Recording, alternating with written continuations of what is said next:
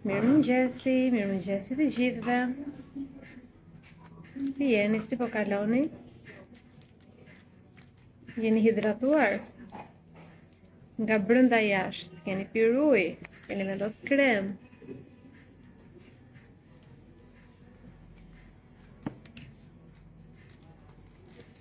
Shiko, Gerta s'ka faj që thot mirë dita, sepse ne që qëmë në 5-5 e gjithë në duke drejk tani. Por që mirëmëngjes themi për të qenë kështu. Mos të ndje, për të qenë brenda. Si jeni, si po kaloni?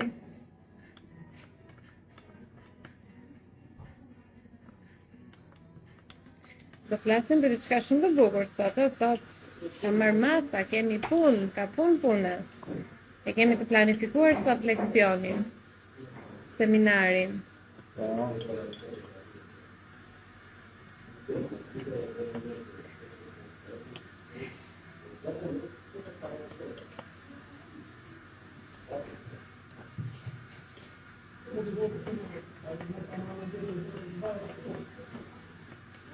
Filloj me shpjegimin, se unë pres me bashkojnë, po ndoshta janë në për punëra, ndoshta nuk bashkojnë do të gjithë.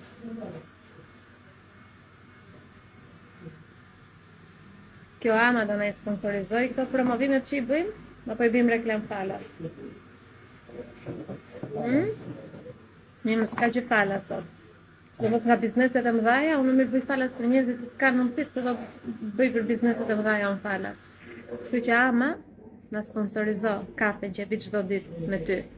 Se pi çdo ditë? Ndryshe do ndryshojmë kafe. Ndryshe dhe ndryshojmë. Kështu që filloj me shpjegimin. Flasim pak për emocionet, reagimet emocionale, flasim pak për një temë që është shumë e rëndësishme në ditët e sotme. Sikur se ju e dini, prej shumë vitesh unë nuk ndjek lajme, rrjetet sociale, ja ta ul pak këtë që ti. Sa po më pengon pak dielli. Okej.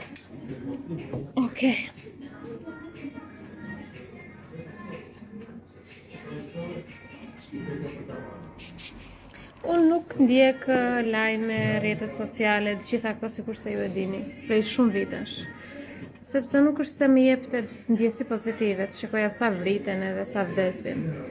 E para nuk e ndryshoj dot botën, duke i parë, nuk i ndihmoj dot ata që janë duke përjetuar sfida, e dyta nuk më ndikon mirë mua. Muzikën harroj ta ulte. Mirë është thua? Kështu që kam Edin, që ndonjëherë i shkon dorat e lajmet. Jo të lajmet, se televizor s'kemi në shtëpi, po te i vinë ato njoftimet në telefon, no, Edi i hap, bie pre tundimit. Dhe sot në mëngjes, ishim përballë njëri tjetrit, unë isha duke bërë jam duke bërë këto provimet e mia, Edi ishte duke studiuar pjesën e tij dhe ishim përballë. Dhe për një moment çakon këtë më thotë: kur do vi dita që shqiptarët janë më kind, më të dashur, më të sjellshëm? Pse i them çka ka ndodhur, se unë e di që Edi këto lajme më jep. Janë vrarë 2 raste tha dia. Më shpjegoj pak, thash si pse janë vrarë? Kështu. Ma shpjegoj. Okej, kjo nuk ka të bëj me mirësinë, me kindness, me mirësjelljen. Kjo ka të bëj me menaxhimin, që gjithë secili nga ne mund të bëj të shpërthimeve, të zjarrit që kemi brenda, të inatit, të emocioneve. Pra, ka të bëj më shumë me menaxhimin e brendshëm, menaxhimin emocional. Prandaj kam marrë masat sot dhe kam bërë një listë me të gjitha këto emocionet kryesore që ti i ndihen dhe pse i ndihen dhe kur i ndihen ti të gjitha këto lloj shpërthimesh. Kështu që shpjegimi im për situatën, për ata që u vranë u pren, është ky që gjithmonë do ketë raste të tilla, përsa kur ka njerëz të cilët janë të pavetëdijshëm për përbërjen e tyre.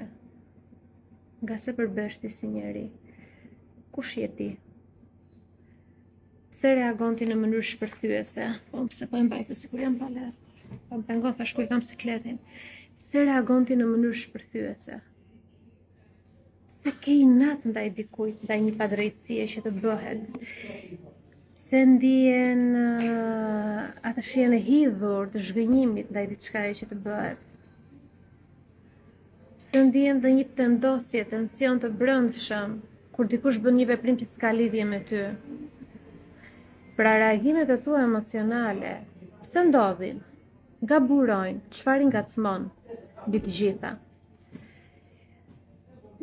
Nuk ka të bëjë me mirësinë, sepse ka shumë shqiptarë që janë shumë njerëz të mirë, e shikoj që kujdesen për kafshët e rrugëve, i duan kafshët, e shikoj që bëjnë të mira kur e ndiejnë, por shumica janë të pavetëdijshëm për helmin që fshihet thellë brenda tyre. Dhe ai helm fshihet në formën e një historie në mendjen e pavetëdijshme, dhe ai helm fshihet në formën e një emocioni në trup, në pjesë të ndryshme të trupit, specifikisht te nofullat, te shpatullat dhe te zona e ijeve. Në të gjithë trupin, por këto janë 3 vendet kryesore ku ai helmi i shkaktuar nga nevojat e paplotësuara në fëmijëri ka ngel dhe qëndron ende aty. Dhe vitet kalojnë, mosha kalon, ti nga ai djali 5 apo 6 vjeç që është gënjur pse prindi nuk të la ta bëje një veprim të caktuar, nga ai fëmia 4 vjeç që e tallën shokët dhe nuk di ti pse e tallën dhe nuk pati një prind prezent emocionalisht t'ia shpjegonte që tallja nuk është diçka normale, që diçka nuk shkon me ty. Pra, nuk ka të bëjë me atë që diçka nuk shkon me ty, por ka të bëjë me faktin që diçka nuk shkon me atë që ty të tallë dhe të bullizon. Nga ai fëmia 3-4 vjeç, 7 apo 8 që e abuzuan seksualisht, apo e abuzuan fizikisht, apo emocionalisht, kalojnë vitet dhe kthehet në një të rritur që në nivel emocional ka ngel ende fëmijë. Rritet pak a shumë në nivelin mendor, sepse i duhet të bëj ato mekanizmat e mbijetesës, ti zhvilloj dhe ti përvetësoj, thjesht të përballoj jetën, sepse i duhet ta bëj, por nuk është se rritet dhe nuk është se piqet natyrshëm duke punuar me veten. Thjesht e bën në mënyrë standarde siç e bëjnë shumica e njerëzve. E shpjegoj pak më thjesht. Ti je një njeri që ke vuajtur. Dhe çfarë quan ti vuajtje? Një prind që nuk të përqafoj një herë. Ti quan vuajtje një prind që nuk të tha një fjalë të ngrohtë, një prind që nuk e pe një shembull të shëndetshëm në fëmijërinë tënde, një prind që të thoshte mos vazhdimisht, një prind që të gjuante me gabimin më të vogël që ti bëje, pra një prind që të ka traumatizuar. Dhe kjo është vërtet vuajtje, edhe është sfidë për një fëmijë, dhe janë trauma shumë të theksuara, që te neglizhenca emocionale që prindi e lën bazdore. Shikoj, di që për shumë prindër nuk do t'i ngëlloj mirë kjo gjë. Unë jam prind vet. Dhe kur unë i studioj këto gjëra, shembulli i parë që unë marr nuk është prindi im, jam unë vetë si prind, marr veten time dhe analizoj veten time, sepse e kam lënë egon minjan.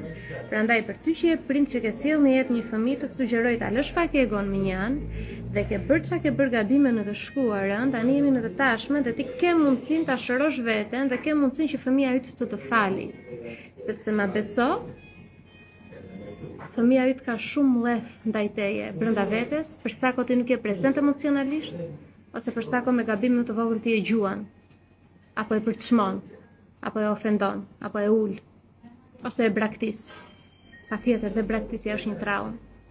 Kështu që për të gjithë prindrit, ta lëm egon minjan e si prindër, ta lëm egon e gjykimit të prindërve tanë në gabimet që kanë bërë për ne, thjesht t'i shikojmë si njerëz që kanë gabuar aq ditën aq bën, por mbi të gjitha të lëm egon ton minjan dhe ta shikojmë veten si një projekt në zhvillim e sipër që jemi duke përmirësuar veten. Kështu që në gjithë shka që ti ke përjetuar, që një fëmijë ka përjetuar, kanë kaluar vitet dhe e ka lënë heshtje në harres atë gjën. Për shembull, jemi këtu. Meqense shkon shumë kjo, është diçka e pakëndshme, diçka që nuk na duhet sheqeri. Dhe simbolizon dhe shoqëron atë gjë që ty të ka ndodhur. Një traumë, një zhgënjim, një mërzitje, një shpërthim, e ke parasysh ke parë dhe dhunë në familje dhe ke pas një nat ndaj babait pianec që dhuronte nënën. Po ti si një fëmijë i vogël nuk e gjuaje dot, nuk e ktheje dot paqe në shtëpi. Apo më keq akoma, ti ke qenë një fëmijë që të kërkonin më shumë dhe më shumë në shkollë, të dalësh më i miri, ti mund të mbarësh të gjitha dhjeta, pra askush nuk të merrte të përqafonte, po të shikonin si një njeri që duhet të arrinte kulmin kur ti në të vërtetë thjesht doje të jetoje fëmijërinë tënde dhe të gjitha ato që ke jetuar janë këtu. Dhe ti i ke lënë aty. Kalon jeta, kalon një vit, ti i vendos një stres. Sepse ti do eci jeta, do vazhdosh, do duhet të shkosh në gjimnaz, të marrësh diplomat, do duhet të shkosh në shkollë të lartë, do duhet të diplomosh nga universiteti dhe pas universiteti, do duhet të bësh masterin, dhe pastaj të gjesh një vend pune, dhe pastaj të martohesh me dikë, dhe pastaj të bësh një fëmijë, edhe pastaj të hapësh një biznes, të emigrosh. Gjëja që ti ke përjetuar është këtu. Dhe gjërat, shtresat e jetës kanë ardhur këtu, vitet e jetës. Por, aty poshtë shihet ajo plaga jote, ai inati, ai mlefi që kur nuk ja dhe mundësin të dilte në sipërfaqe. Dhe çfarë bën? Gjatë rrugës, gjatë këtyre shtresave të jetës, viteve që kalon, ti has me njerëz të cilët janë në hallet e tyre, janë në vetdijen e tyre të ulët, janë dhe në budallikun e tyre, ta flasin troç, atë nivel kanë ata. Dhe në ato momente, ai inat, ai mlef, ai zhgënjim që fshihet që në fëmijërinë tënde, nuk del në mënyrën si duhet të dalë në sipërfaqe, duke shoqëruar ti me një histori mitologjikshme, duke bërë ti një riprogramim të trurit, duke u munduar ti të aktivizosh të tjera emocione, jo emocionet e inatit, pra ti ke në dorë ta bësh këtë, po ti nuk e bën në këtë lloj mënyre, e bën duke nxjerr mllefin e të tjerët. Sulmon ti këtë tjetër, ofendon ti këtë tjetër, në heshtje ndonjëherë ndjen atë xhelozin kur dikush ka sukses. Mos thuaj që nuk e ndjen, edhe unë e kam ndjer kur isha dështuar në jetë. Kur ti je i dështuar në jetë, ndjen xhelozi vazhdimisht për çdo njeri që arrin sukses. Apo ndjen ndonjëherë kënaqësi kur shikon të tjerët që janë keq. Ky është dështimi më i madh në jetë. Të ndihesh kënaqësinë e heshtje, duke u munduar pak t'i japësh helmit tënd një lloj ëmbëlsie. Po ti i shton më shumë helmit. Këtu. Dhe ti e shpërthen këtë inat duke shkatruar jetën tënde, duke u bazuar të gjitha këto shtresat e jetës tënde në ajër, nuk kanë themele, janë në ajër, sepse ti si fëmijë nuk ke themele, nuk ditën se si ti ndërtojnë themelet, nuk ditën se si të t'i jepinin atë gjë që ti kishe nevojë. Nuk ditën se si të mësojnë se çfarë janë emocionet, pse i përjetojmë ne këto emocione, që edhe inati shoqërohet me diçka tjetër. Nuk shoqërohet inati vetëm me faktin që ti je djalë i keq apo je vajzë e keqe. Shi di edhe ky nga këto, shiko po që shkok fort ky fëmijë, shi ka dhe inat, shi si na gjuan, domethënë ignoranca në kulmin e shkëlqimit të vet, ka vazhduar për breza sepse aq ditën aq bën, ndërkohë ne sot jemi të zhytur, të rrethuar me informacion nga të gjitha drejtimet, qoftë me libra fizik, qoftë me trajnime, qoftë me rrjetet sociale që është informacioni falas, free, çdo lloj informacioni. Dhe për më tepër njerëzit janë zhvilluar, ka shumë njerëz që janë të kualifikuar për të folur për traumat edhe për vetbesimin dhe psikologjinë e njeriu dhe të fëmijës. Por çfarë bëjmë ne? Marrim të njëjtën ignorancë me justifikimin që mos edhe unë kështu rrita, edhe fëmia im punë e madhe. Këto janë biseda që të them të drejtën mua më lëndojnë kur i bëjmë prindër që kanë fëmijë të vegjël. E di që fëmia yt nuk më dhimbset më shumë mua se sa të dhimbset ty. Dhe e di që Zoti kështu e ka bërë. Një fëmijë shkon te ai prind sepse ajo është kontrata e atij si shpirt. Por unë si profesioniste në këtë fushë, kur shikoj gabimet që bëjnë prindrit, përfshirë këto dhe familjarët e mi, nëse më ndiqni ju dua shumë, po shumë nga ju kanë dështuar në prindërim, sikurse kisha dështuar dhe unë para disa muajsh. Nëse ne nuk zgjohemi si prindër, të shërojmë veten, atë inat dhe atë mllef e nxjerrim te njerëzit që kanë më pak faj, që janë fëmijët ose njerëzit e tjerë aty në rrugë. Sado budallat të jetë tjetri aty në rrugë, sado ignorant, sado gabim të jetë tjetri, nuk është faji ati për inatin që ti ke brenda vetes. Ai thjesht ta ngacmon ty inatin. Është një teori që e kam parë në rrjetet sociale kohët e fundit, që thotë: nëse ne kemi një portokall, ke një portokall, dhe ti atë portokallin e merr e pret dhe e shtrydh, çfarë do dali nga portokalli? Lëng qershie? Jo. Lëng kumpulle? Jo. Lëng portokalli. Sepse ai është një portokall. E njëjta gjë, situatat aty jashtë ty të ngacmojnë, po nga ty do dalë ajo që tashmë është brenda teje. I nati, mlefi, nuk ta shkakton tjetri ta ngacmon, ajo tashmë ka qenë brenda teje, sepse është krijuar, kur është programuar për herë të parë sistemi yt nervor dhe truri yt. Dhe truri yt fatkeqësisht është programuar nga njerëz të pa informuar dhe të pa zhvilluar për emocionet dhe për mendimet dhe mënyrën se si ne njerëzit funksionojmë. Do doja unë që kjo gjë të ishte ndryshe? Patjetër që do doja. Sigurisht, sepse më ka ikë gjithë jeta dhe po më ikën gjithë jeta dhe jam e sigurt që kjo jetë kështu do më iki, duke përmirësuar veten. Është kontrata ime, është brezi im dhe brezi yt, që na ra për pjesë ky mision, që kemi rënë dakord dhe na ra për pjesë. Që ne të shërojmë veten, që mbrapa në brezat që do vinë, të lëm një energji pak më të vetëdijshme. Dua unë të jetë kështu, nuk dua? Dua të jem e aftë ta shijoj jetën pa analizuar veprimet e mia, dua të jem e aftë ta shijoj jetën pa u munduar që çdo situatë të marr një mësim, por ja që nuk bëhet, sepse jemi lëmsh tashmë, mund të bëhet mbas 10-20 vitesh ndoshta. Ama tani që un jam e vetëdijshme, që brenda meja ai lëmshi ende nuk është zgjidhur plotësisht, do punoj me veten. Do punoj me veten. Ndryshe do jem një ignorante më shumë që qesh tani, qesh, siç mund të ketë shumë këtu në chat që mund të qeshin, qesh tani unë, dhe nesër do qaj, kur fëmija im të jetë një statistik më shumë për vetvrasje, apo për vdekje, apo për një person që do shkojnë për psikolog dhe në për terapi. Dikush më tha në humor e sipër, më mirë dhe po i bën fëmijët me trauma, ja do i marrësh ti shërosh ti.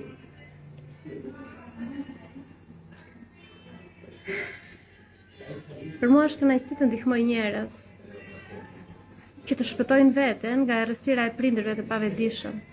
Është shumë kënaqësi, ma besoni, dhe shumë lumturi kur këta njerëz shërohen.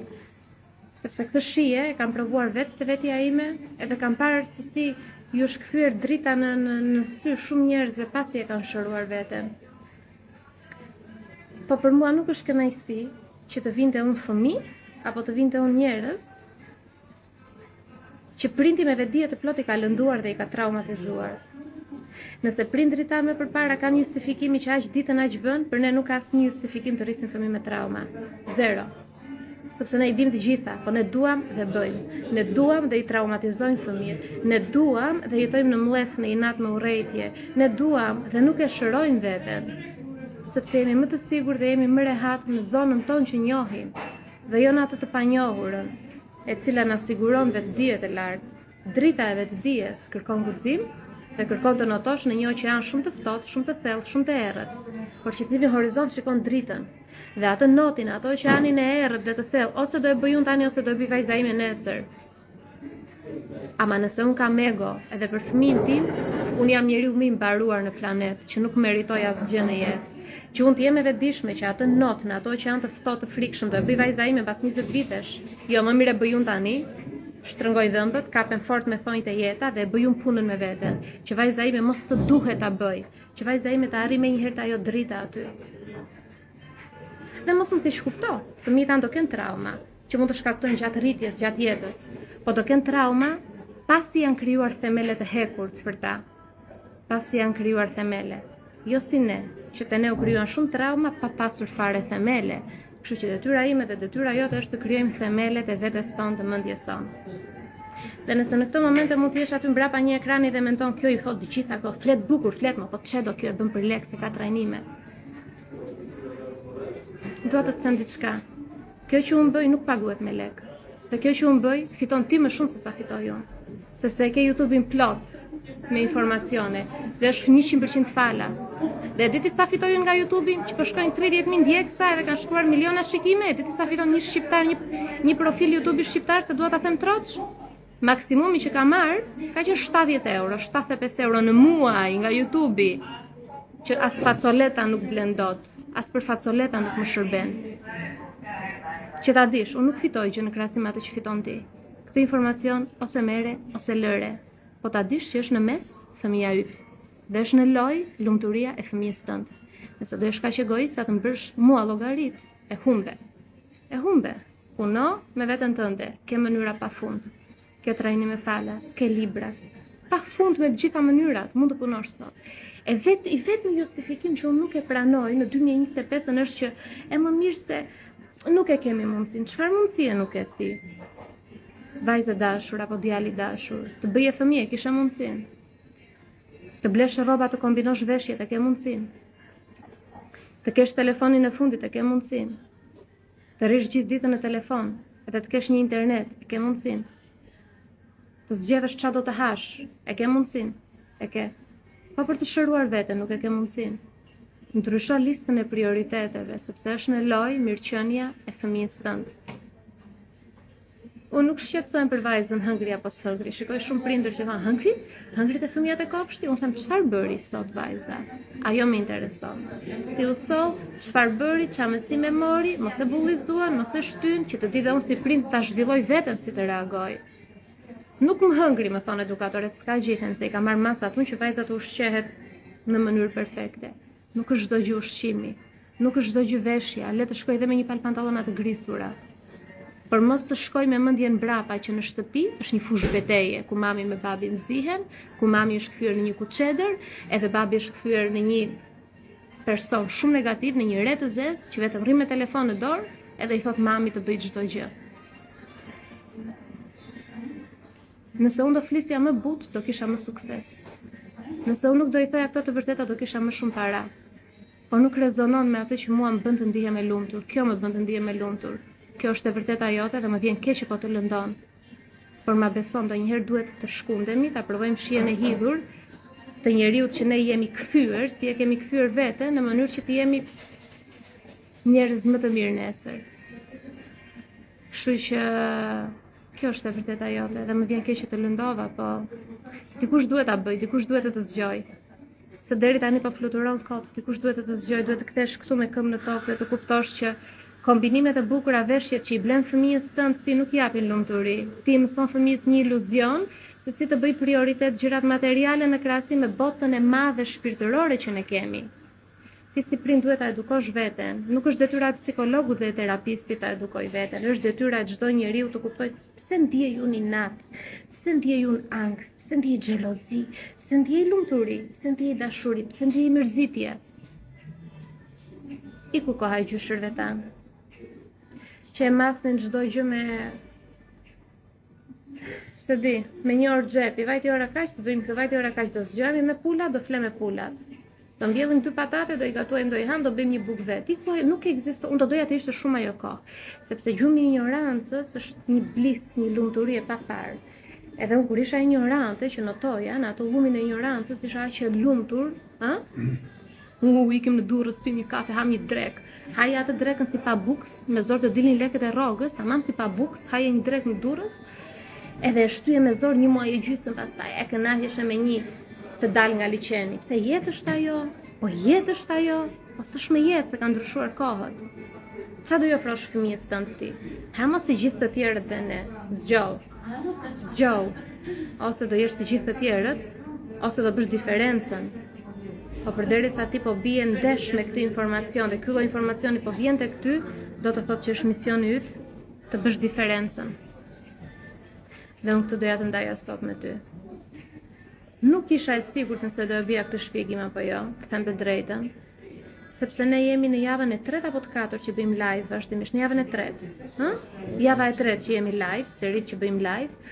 Por Edi sot më ngacmoi, sot kisha menduar të flisja për diçka tjetër, po më ngacmoi me atë që më tha që ka të bëjë me kindness, domethënë kur do jemi pak më kind. Dhe aty u kuptova që nuk ka të bëjë me kindness, ka të bëjë me vetdijen, ka të bëjë me shërimin. Të gjithë kemi shumë kalbësira në brendësinë tonë, jashtëzakonisht shumë kalbësira.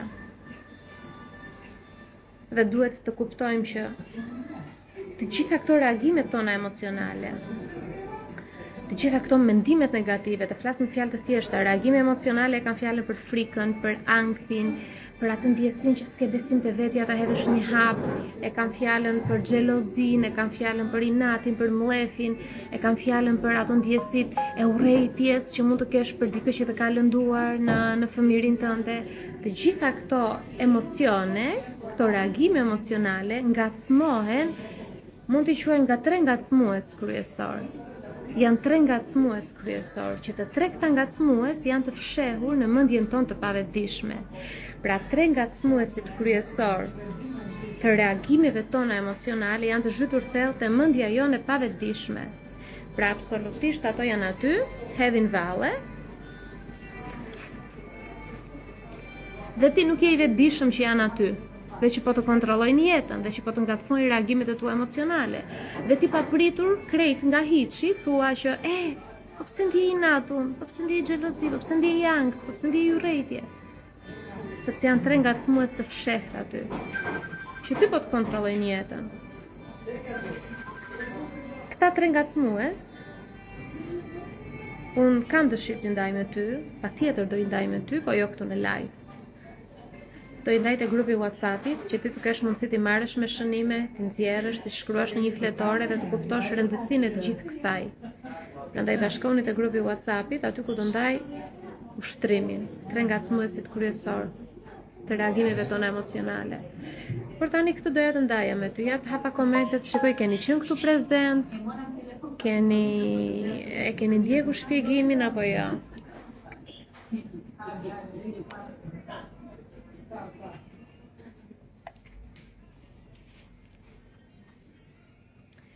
E ndoqëm të gjithë shpjegimin?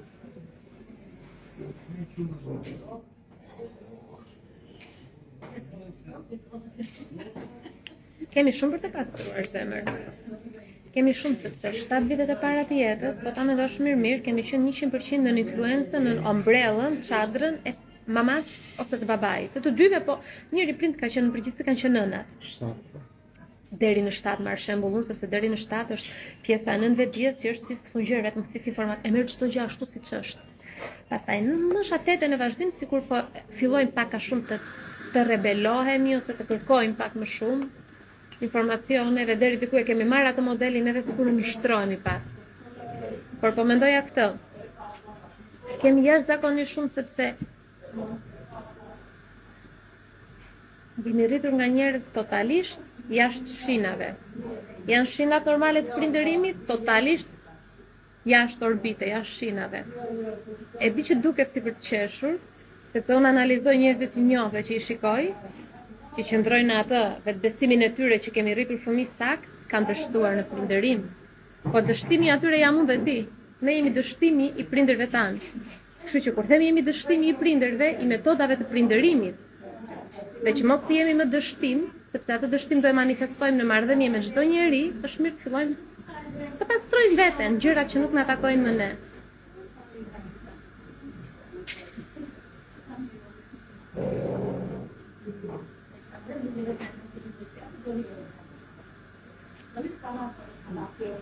Një koment shumë i bukur. Kjo ishte super e vërtet, mbase egoja jo nuk na lejon. Po unë heq dorë përfundimisht nga egoja kur bëhet fjalë për fëmijët e mi. Jo bravo, po është. Dhe ka shumë njerëz që janë kaq të vetëdijshëm që na ndjekin këtu. Edhe kjo është ajo që më lumturon, më hap kraharorin dhe më jep shumë lumturi, sepse unë të çdo fëmijë që rritet nga prindi në mënyrë të pavetëdijshme shikoj veten time. Unë kam qenë fëmijë që kam analizuar jashtëzakonisht shumë situata kur isha e vogël. Edhe gjithmonë pyesja, thoja pse ndodh kjo? Po nuk e mora asnjëherë përgjigjen, e kam dirë si padrejtësi. Edhe për këtë arsye lumturohem kur shikoj prindër të vetëdijshëm.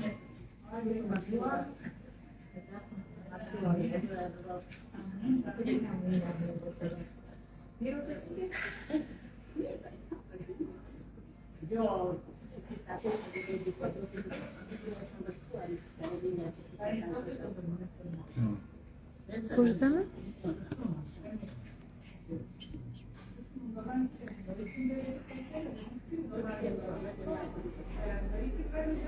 Atëherë, a mund të jetë xhelozi kur shikon mentorët shqiptar që përdorin emrin e vet dhe hapin 4 biznese duke shfrytzuar emrin e vet e të bëjnë para? Atëherë, ne jetojmë në një epokë që ka një liri absolute dhe mundësi të pafundme për të bërë para. Por janë dy grupime njerëzish.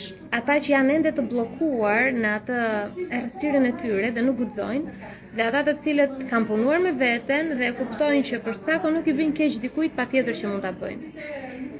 Unë jam shumë dakord me njerëzit që kanë shumë vlera për të dhënë dhe japin aty jashtë dhe parat shkojnë te ta.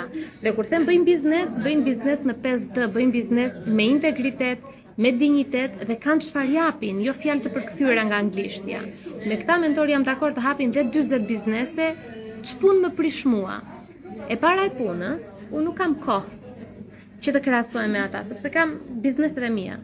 Ama nëse unë do isha aty në një grop të errët, sigurisht që do shikoja mentorët shqiptarë se çfarë bëjnë. Pra për vajzën në fjalë që më bëri pyetjen, kjo xhelozi që ti ke për një mentor që përdor emrin e vet, emrin e tij përdor, nuk përdor emrin tënd, emrin që me zor e ka ndërtuar, që të postosh për shqiptarët është terren i vështirë.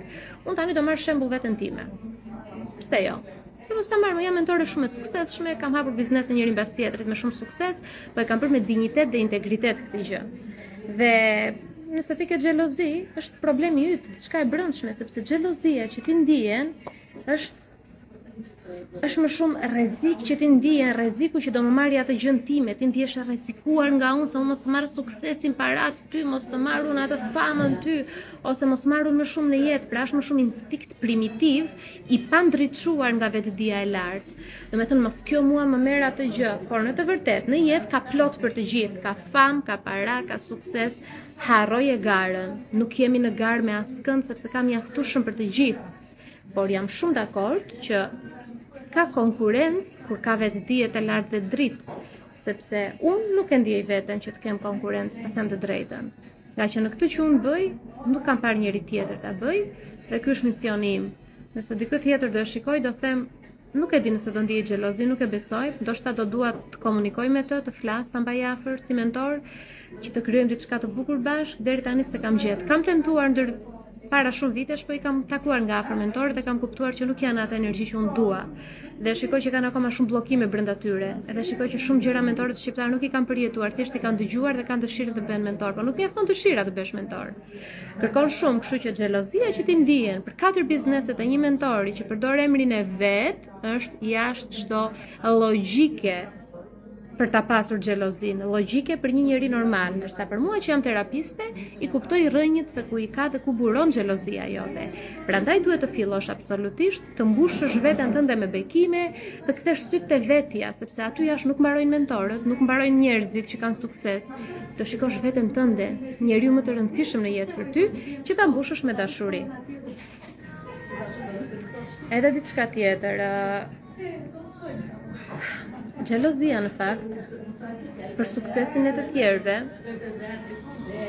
është aq e thellë sa nëse i futemi tani nuk na del ky live, po duhet të futesh thellë te fëmijëria dhe të kujtosh mos ndoshta ke pas një nga prindrit që të vendoste në garë me të tjerët, të thoshte shiko se nuk u bëre as si vajza e atij apo si kushërira jote, domethënë shikoj me kujdes nëse ta kanë fut prindrit, le ta quajmë këtë energjinë e garës dhe këtë shpirtin e garës, atëherë ti je një person që nuk e pranon dot të shikosh dikë tjetër mirë, sepse sipas teje duhet të jesh ti gjithmonë e para. Kështu që duhet parë me kujdes e gjitha kjo. Ka shumë shpjegime, kështu që zemër ka ndonjë koment tjetër? Është arbri. Arbin tushe. Ja, do e lexoj të arbit, vetëm më fal vetëm një moment. Ti ke ha biznesa duke dhënë mund, po tjetra thot një kimiste që nxjerr kremra në treg sepse blejnë njerëzit se ka emër, përdor rroba qepse të bëj fustane për vajza, i shet shtrejt, nuk i bëj, s'ka problem. Ai shet ajo, ai blej njerëzit, tuk shiko. Ka shumë pa drejtësi aty jashtë, edhe unë jam dakord me ty, e kuptoj çfarë do të thuash, që pa drejtësinë ti nuk e duron dot. Por për sa ko ka njerëz që e pranojnë këtë gjë, ne të dyja nuk kemi çfarë bëjmë. Unë e kam vendosur ta bëj biznesin në këtë mënyrë. Të bëj biznes me njerëz dhe jo me klient. Ti shikoj njerëzit që me termat që përdorin, ndiqin ndonjëherë, se unë ndjek me shumë kujdes ndonjëherë dhe kam, me thënë, e kam hasur që kur thot klientët që vinë te unë, ti je mentore spirituale dhe përdor terma klient, next. Kryqin i kam heq, sepse kam menduar t'i ftoj në podcast, jo. Unë nuk ftoj në podcast njerëz që përdorin terma klient për shpirti, ne jemi shpirtra, nuk jemi klient. Klient mund ta përdori dikush që ka supermarket, vjen klienti im, po mos e blen patate dhe domate dhe qumësh dhe vezë. Po jo një mentor spiritual, jo një terapist, jo një psikolog, klienti im. Pra unë jam këtu dhe kam ta delet që vinë si kliente unë. Jo, absolutisht. Dhe normalisht duke parë energjinë që ofrohet aty jashtë, unë disa gjëra nuk i pranoj. Dhe unë ka vendos të bëj klient me njerëz, të bëj biznes me njerëz. Pra unë ka vendos të bëj biznes me njerëz, jo me numra. Dhe këtë që e bëj prej 5 vitesh, kam dështuar absolutisht që jo, kam shkëlqyer, sepse suksesi im i madh që kam arritur, e di cili është në 5 vite, jam e vetmja mentore që vlerësimet e mia nuk kanë fund, dhe që librat e mi nuk kanë fund vlerësimet. Kam aq shumë vlerësime që nuk kam ku t'i çoj dhe t'i postoj të gjitha them do lodhen njerëzit. Dhe ju e shikoni këtu në live, pa fund. Ka njerëz që para 5 vitesh i kam ndihmuar dhe janë akoma këtu. Dhe ky është suksesi më i madh, sepse nuk ka të bëjë me mua si mentore, ka të bëjë me ty. Unë jam një stacion. Njerëzit kalojnë te unë dhe marrin dritë. Unë duhet të sigurohem t'ju jap dritë. Është diçka pak më e avancuar që jo të gjitha kuptojnë. Prandaj them është mision, se po ta analizosh me egon këtu në tokë, thua jo më jep merr. Po shikonim një dokumentar dje me Edin, edhe ishte një pjesë ku i tha dikush, ishte një sfidë që bënin disa djemë që shiko, do jemi në kin 24 orë, kishte shkuar në kin 24 orë pa para, zero, pa lek, dhe do kishte një challenge që gjatë kësaj sfide të gjënin dikë që t'i pranonte të flinin në shtëpinë e tyre pa dhënë para. Edhe komentet do i lexoj më vonë edhe të arbit të gjithë njerëzve, kështu që do i lexoj më vonë komentet, thjesht dua të tregoj këtë. Dhe ndalojnë një çift kinez aty në rrugë dhe i thonë, dëgjoj, kemi një challenge që kështu një sfidë që kemi 24 orë, jemi pa lek, edhe si do e bëjmë, domethënë për këtë pjesë të na mbani, duam të flem te ju. Edhe ata u menduan pak edhe i tha jo vajza. Okej. I tha burri saj, kemi në një zyrë, tha burri saj, që mund të rishte zyra ime, dhe i tha jo vajza, okej, po çfarë do na jepni ju në shkëmbim? Se lek nuk keni, po në shkëmbim çfarë do na jepni? Dhe për momentin unë Samir thash pas ka vetbesim dhe guxim që kërkon në shkëmbim, tha e shikon Samir, çdo gjë është jep merr. Pastaj kaluan 5 minuta, ai ka pa çik me vones, po nejse mo, të paktën e kapa. Edhe i thash Edit një sekond, po pse duhet jetë jeta kështu? Ma jep ti mua këtë, jo ta japun ti, ma jep tani në moment. Po pse kur shpërblimi të vi nga universi në një moment shumë kyç të jetës tënde mbas 20 vitesh. Po sikur shpërblimi të ketë ardhur më para dhe ja ti je duke e përcjell atë energjitë mirësie në botë, në univers. Nuk është e thënë që çdo gjë që ne japim ta presim tani në moment. Ç'kuptim ka jeta nëse unë jap marr tani në moment? Nuk ka kuptim. Patjetër të kemi vetë besim që të vlerësojmë energjinë tonë, por në një moment të caktuar kur ti e ndjen me gjithë shpirt të bësh për ti kë, bëje dhe mos ta kthe kokën mbrapa. Sidomos për herë të parë vlen kjo dhe jo për shqiptarët, se shumica e shqiptarëve po bëre një herë pastaj këtë derë shtëpisë çdo ditë, po të ma ka për borxh thotë. Kështu që është pak temë delikate kjo, të diskutuar më gjatë për ne shqiptarët, se jemi akoma në vedije shumë të ulët, nuk e kemi aktivizuar vedijen.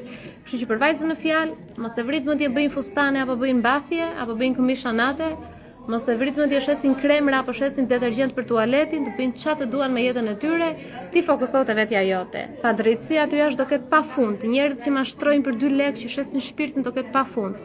Fundja ne të shikojmë veten tonë dhe të japim shembullin pozitiv. Dhe ky ka qenë shembulli që un kam dashur të jap gjithmonë. Dhe për këtë jam dëshmitar të gjithë stafi, kush ka qenë dhe kush është akoma pjesë e stafit, është Edi këtu, që është prezent në moment që un këtë pastërti njerëzore dua ta mbaj, sepse mund të jenë që të gjithë njësoj, un dua të jem ndryshe. Un dua që dikush kur më shikon të thotë se ka njerëz të mirë bota, sepse për këtë mirësi vuajmë ne sot, që të shikojmë dikë të mirë. Dhe kjo nuk më bën mua naive, jo. Unë që në shikim e shikoj që ti thjesht do të përfitosh nga unë direkt e largoj, nuk më ndihen, të heq vizën, them jo, nuk mundem, s'dua. Thjesht nuk dua. Nuk dua, jo nuk mundem. S'më bën naive. Thjesht te njerëzit e dur e ndiej me intuit që dua të bëj mirë dhe vetëm mirë. Ka njerëz që më kërkojnë trajnim me falas, absolutisht që jo, të t'japun ty trajnim falas, argjojnë kohë me ty, po pse? Po kjo që bëjun ç'është? Pra nuk jam naive. Ama ku e ndjej vërtet me shpirt, edhe kam të trajnim me falas. Ku është Arbi? Se Arbi është dashuri. Ku shkoj?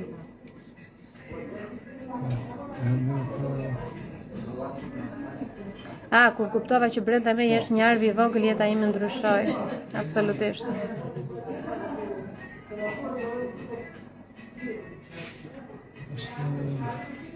Se ti po lexoj librin tënd, më pëlqen shumë se më ka ardhur rastësisht në dorë nga një shoqëri ime.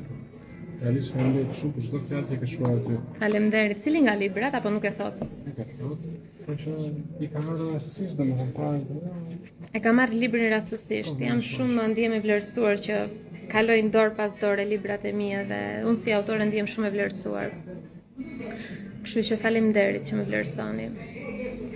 Zgjidhje tjetër që nuk ka guxim të dalë, që të bëj shumë të dalë hapur në social media, të flas. Do të dali, po kush është, ma trego si profil se ndoshta e kam pas studente dhe mos ja di. Silvana është nga ajo Silvana që mendoj unë. Prita hap njërë profilin nga ky telefon. Se nëse është ajo Silvana. Jo, nuk është ajo, jo. Mendova se e njoh, domethënë thash ç'ne e. Tani trajnimet me mua. Nis çdo gjë nga ajo që ju doni të bëni dhe sa e vlerësoni ju këtë që unë bëj dhe sa më shikoni ju mua si profesionist ose të aftë që mund ta zgjidh çështje që ju keni, flasim hapur. Nëse ti asnjëherë nuk do më shikosh si një njerëz që flas në Instagram, asnjëherë nuk do kesh besim te ajo që unë ofroj. Nëse ti thjesht je fut në një live të pish kafe të shtysh orën, asnjëherë nuk do kesh besim te ajo që unë ofroj dhe nuk do e marrësh guximin se s'ka të bëj vetëm me mua, ka të bëj me ty. Por nëse ti je gati edhe e ndihem, thjesht duke më parë mua në sy thua, kjo është ajo që dua ta bëj rrugën me të ma tregoj rrugën që ka bërë dhe ajo vet, atëherë unë të pres të trajnimet, trajnimi për te limiteve dhe trajnimi janë, që pagesa që ti do bësh për te modestis në fakt është shumë pak dhe atë e thonë të gjithë pasi e bëjnë, se në fillim thonë, dash lekët, pasi e bëjnë thonë është shumë pak në krahasim me atë që ti merr te trajnimi. Kështu që të pres të trajnimet data 6 dhe 7. Nëntor, grupet e fundit për këtë vit, dhe i kemi 20% ulje. Kështu që trajnimi për te limiteve është për ata që janë në këtë fazë që nuk kanë guxim, nuk kanë besim, sepse nuk ka të bëjë me guximin dhe besimin, ka të bëjë me rrënjët shumë të thella në fëmijërinë tënde, që nuk të lejuan që ti të krijoje mekanizmat e tu të duhur për të balancuar emocionet e tua, po të treguan gjithë jetën këtë bëje, këtë mos e bëj, këtë bëje, këtë mos e bëj, dhe ti si një fëmijë nuk e kuptoje pse ndodhte kjo dhe ishe konfuze, dhe një fëmijë konfuz thotë, "Ok, nuk jam e aftë", përderisa prindi, se ne prindin e shikojmë si perëndi, përderisa prindi më thotë mos e bëj apo bëje, do të thotë që ai di më shumë se sa di unë për veten time, pra unë jam e paaftë, dhe ti e merr me vete gjithë jetën këtë gjë. Do them edhe diçka. Vetëm për një arsye do ta lexoj këtë koment, që ta dini, domethënë kam kaq shumë dashuri, edhe është një koment që për të gjithë ndjeva dashuri, po për këtë ndjeva shumë keqardhje. Kanë gatruar dimension. Edhe kanë gatruar dimension, po ku më shkoj? Dhe pse dua ta lexoj se ka shumë njerëz që ndikohen jashtëzakonisht shumë dhe e kuptova të mesazhet që më kanë ardhur.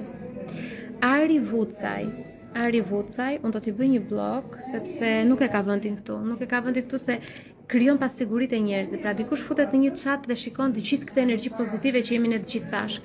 Dhe papritur futet Ari Vucaj dhe thotë, është shëndoshur apo më duket mua?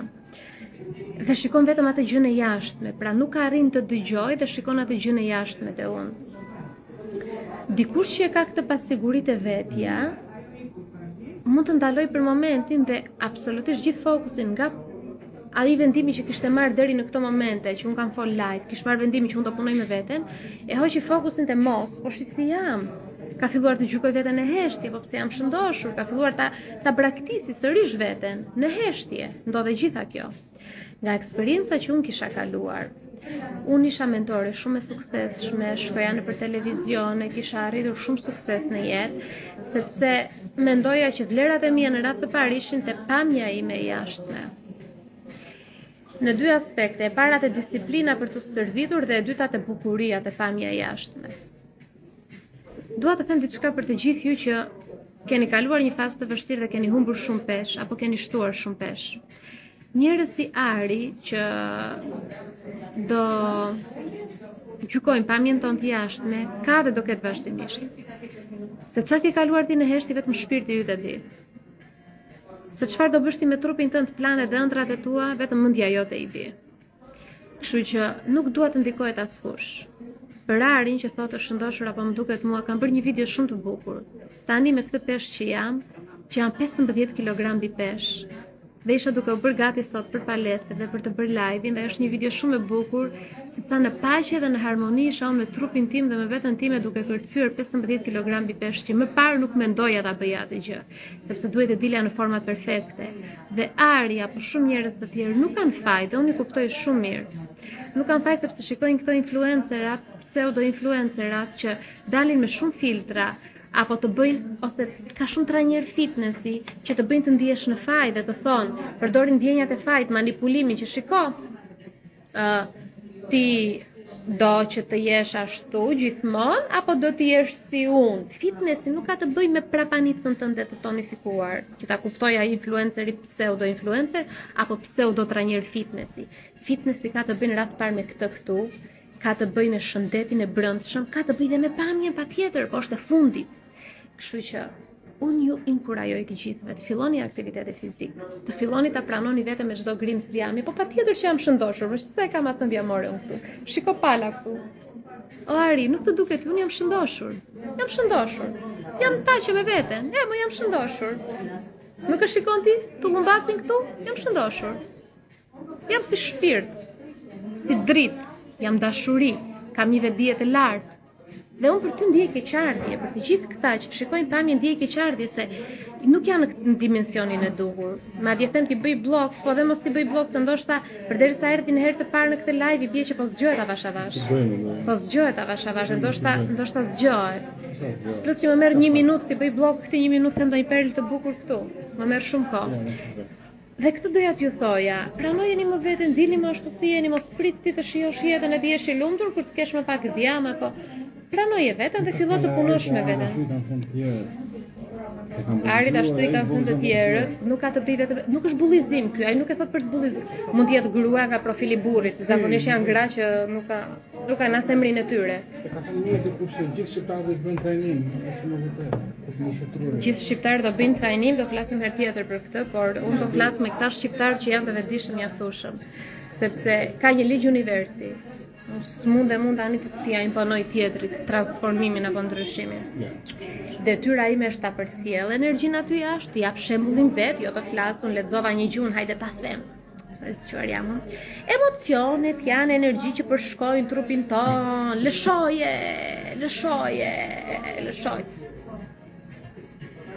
Të përdorun ato 2 tituj shkencor që kam, që të bëj si zgjuara e shekullit? Ja, unë ato tituj i përdor që të eksperimentoj me veten time, sikurse po eksperimentoj. Prandaj unë të bind ty kur flas. Se të bindu, se e kam përjetuar, e di si ndihet, te njerëzit një lloj përjetojnë gjërat, shumë e thjeshtë. Kjo është detyra ime, ta përjetoj ta ndaj me ty, jo të ti imponoj shqiptarëve, u ndryshoni jo shqiptar, ç'më duhet mua më? Kush është gati do e bëj, kush jam mund të imponoj njerëzve? Zero. Kështu që për mbi peshën e kisha fjalën. Filloj me pranoj vetëm për këtë që jemi. Herë e parë, kam disa kohë që nuk ma ndihen më, kur më thonë ai është shëndoshur, shikoj dhe qesh, as shikoj fare. Me besu dukesh më e bukur shëndosh, mos provo të depsohesh. Mirë, ka dhe teori të tilla që e quajnë shëndetin vetëm bukuri, ose mbi peshën e quajnë jo je e mbushur, jo andej po këtej, po e kuptoj me çfarë sensi ma thot, po për mua stërvitja, aktiviteti fizik është jetë. Është jetë në kuptimin e drejtë për drejtë, është jetë. E vetmja mënyrë që unë të jetoj sa më gjatë është nëpërmjet stërvitjes 3 deri në 5 herë me pesha, sepse unë stërvitjem në mënyrë funksionale, jo thjesht për të mburë që bëj palestër, jo thjesht për të pas vithe të tonifikuara, ato janë pasoja e stërvitjes time. Por unë stërvitem në mënyrë funksionale, dua të jetoj sa më gjatë për fëmijën tim, dua të jem sa më e fortë, që 80 vjeç mos të eci me shkop, po të bëj shëtitjen time e qetë, pra unë dua të ndryshoj atë mendësinë që njerëzit kanë. Edhe nëse jem mbi peshë një periudhë kohe, nuk do stërvitemi nëse e dënojmë veten. Ha ti që u shëndoshe ti, a ty shko në palestër. Jo, o dashuri, o shpirti bukur që ja dole dhe kësaj sfide, punë e madhe shto dhe kile. Ikë çdo ditë në palestër, bëje për veten tënde, se meriton më mirë se kaq, se ndihesh më e lehtë kur lëviz. Pra nuk ka të bëjë me pamjen, edhe pse do e diskutojmë këtë gjë, se unë në fakt sa filloj të obsojmë, fillojnë këto këtu, dhe unë nuk dua të përfundoj në botox, dua të gjendoj një zgjidhje natyrale që të duken pak më mirë në fytyrë, sepse unë të obsojmë shumë në fytyrë kur bëj trupin perfekt. E kam gjetë një zgjidhje, do bëj një formulë tani në stërvitje që body fat, masën diamore, ta toleroj pak më shumë, 2% më shumë, 3% më shumë, sepse unë e di ku e marr masën diamore, aty ku duhet. Kështu që ti ma ke thënë. Kështu që e ngacmoj. Kështu që po mendoj të bëj këtë që mos të dobësojmë shumë në fytyrë. Po pule mbete, më të po dobësoj, edhe një amazi ku çfarë themi tani? Unë dua Ja, dhe kjo është shumë e gabuar, dhe kjo është kalbësirë që na kanë thënë prindrit. Burrin e ke gjetur, bashkëshortin e ke gjetur. Po pse për bashkëshortin do mbajmë ose hajde tani e gjeta burrin, do dalun si zhele? Ka disa që mendojnë Si? Si mendojnë? të bëhen mirë që të gjej Që të bëjë mirë që të gjej burr, jo, ma ti bëu mirë të gjesh veten. Ne duhet bëhemi mirë të gjejmë veten tonë, se po humbasim veten për ditë me filtra e me botox e me budalliqe. Ne të gjejmë veten, pastaj të gjejmë burrin. Pastaj dhe burrin po e gjet, e burri duhet mbajtur sepse është një lloj si se di. Martesa, marrëdhënia me burrin duhet mbajtur. Është si një lule, e kam thënë unë. Duhet u hitur kur do puqemi me Milon. Puqesh me Milon, e mbani më ato live-et asaj kohe, mbani më të shprehje, kujtu kjo shprehja me Milon. Kështu që martesa është diçka që e mirëmban, po unë s'mendoj nuk lidhet pamja me tjetër. Ndiej mirë me veten time më. Nuk më pëlqen vetja kur qesh dukem si e vuajtur. Sikur më ka lënë pa ngrënë, kur më dalin këto e vuajtur e shekullit. Edhe këto nuk di si ti mbush. Mos dua të përfundoj në shiringa, bezdia ime të fut plastika. Ç'është botoksi plastik është? Qa buzmë, se s'ka më kalën mend, ja them vetëm për këto. Jo, s'dua të mbush gjë, s'dua të fus gjërat huaja në trup. Jo, gjërat huaja në trup s'dua unë. Po të marrim vjam këtej, nga kemi me shumicë, ta shtojmë këtej ndoshta, se di. Bëhet kjo? Ose ta komente më kanë.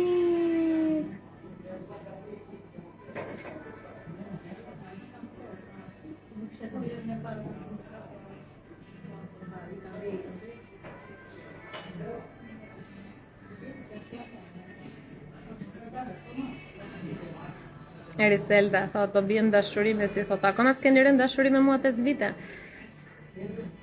Jona, thot, Floreta më ka marrë malli të kërcej në grup fitnessi. Floreta ka qenë nga vajzat që jemi kënaq. Floreta ka arrit një transformim shumë të madh, domethënë. Gjatë grupit të fitnessit, Floreta humbi diku te sa 17 kg humbe Floreta, që më nisi atë foton që ishte wow. Gjithsesi do i fillojmë. Unë me kardio po e përmirësoj shumë sepse po vi malore çdo ditë në palestër që të jem e aftë që kur të bëj grupet e fitnessit mos të mbjerrit fikët në dysheme. Mos të ngelem në dysheme, po të jem tamam trajnere që ju udhëheq. Por që grupet e fitnessit janë tjetër nivel te unë. Është jo vetëm fitness, është për te asaj. Po nuk jam gati akoma, kështu që nuk do flas për këtë çështje. Kur të vi momenti kismet nga viti tjetër. Pra, jemi okay. Jemi okay deri tani. Bardha thë botoksi nuk është plastik. Bardha më fal, ndjes për ignorancën, nga që në këtë fushë jam ignorante dhe nuk jam informuar, nga që nuk kam pas interes, të them të drejtën të kërkoj në Google ose nuk kam as shoqëri njerëz që merren me këto gjëra që të më informojnë, edhe nuk e di thash plastik, po jo për të ofenduar, absolutisht, se mos ta marrim si ofendim, po nuk e kam iden ç'a është. Di që kam dëgjuar botox, futet me shiring, se ç'a për ç'a shërben, nuk është se e di dhe nuk dua ta di deri tani. Pastaj po e pash që më vonë nuk e di, nuk e kam menduar këtë pjesë, sepse nuk më pëlqen fare kur më bën këto, më bën kështu shumë e vuajtur. Sikur më kalon pa bukë. Edhe s'di ç'a të bëj ndonjë gjë me ç'a ti mbush. Me botox. Më mos i përbuzet ashtu se s'bën ashtu, në redi mos po bullizon ti, po bësh tipik shqiptar, kujt pe bën buzët ashtu?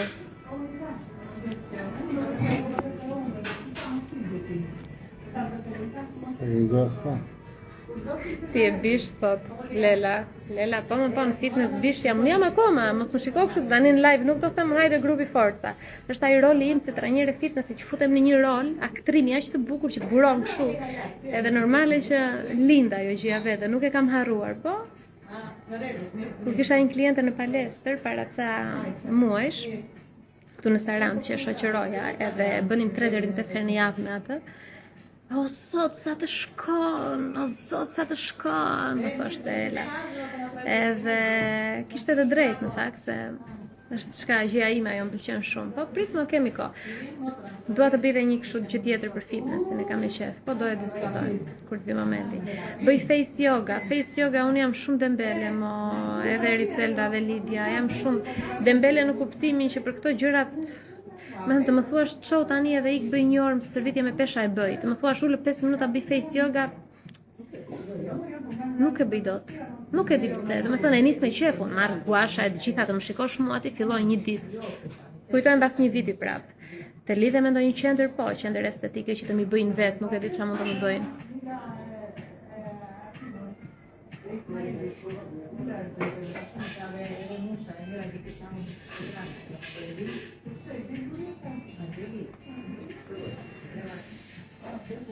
Edhe këto i kam të vizat e balli, po këtë se kam problemet e balli, ja. Shiko se i kam, edhe më kanë ngel kështu, se kam gjë. Edhe këto këtu, është lëkura jo shumë e mirë, edhe këto këtu. Shiko, si kam problemu këto fare, kam këtë, sepse ja do e kuptoni kur të do pësohem, ose mund të shikoni videot e më parshme. E kam këtë sepse dukem shumë e huajtër, shumë gëtë. Po s'ka problem? Barja, na. E mbyllim ikim palestër? Qa kemi sot kam këmbët, sot kam këmbët. Sot e kam kështu si kur pi një kafe, ja se kjo kafe që po pi. Kur kam kardio ma shpif, po, qa do bëjmë? Do e bëjmë dhe kardio, se duhet mos të marri frymë si pleq. Jemi aktiv. Tani keni ndonjë pyetje për emocionet, jemi të qartë. Do futeni te grupi WhatsApp-i që t'jap këto 3 ngacmuesit kryesor, 3 nxitësit kryesor të shpërtimeve emocionale.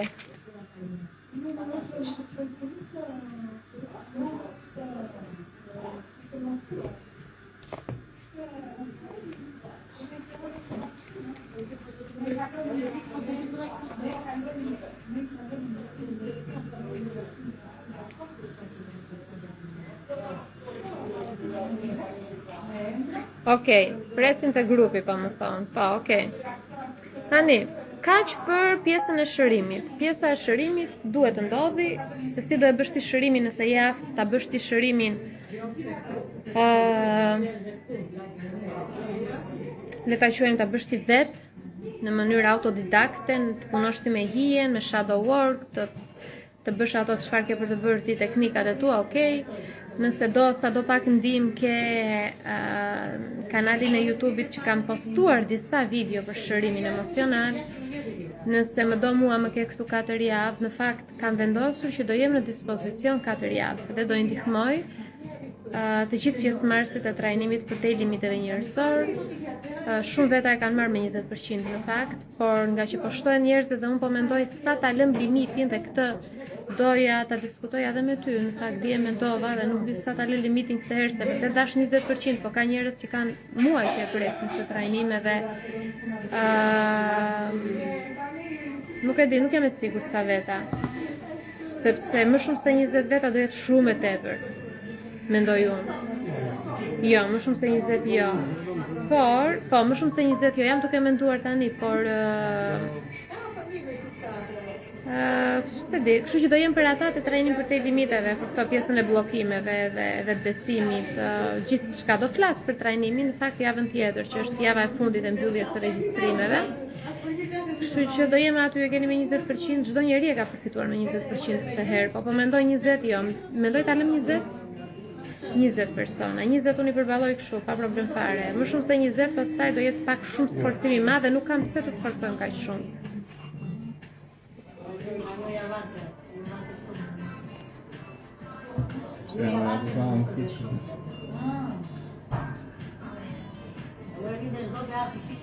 Jana të paguaj sa të duash, më shpjego pak sa për një djalë adoleshent, s'po rehatohet, po bën sherrë të vogla dhe des sa të më dha, sa por qa të bëj me të.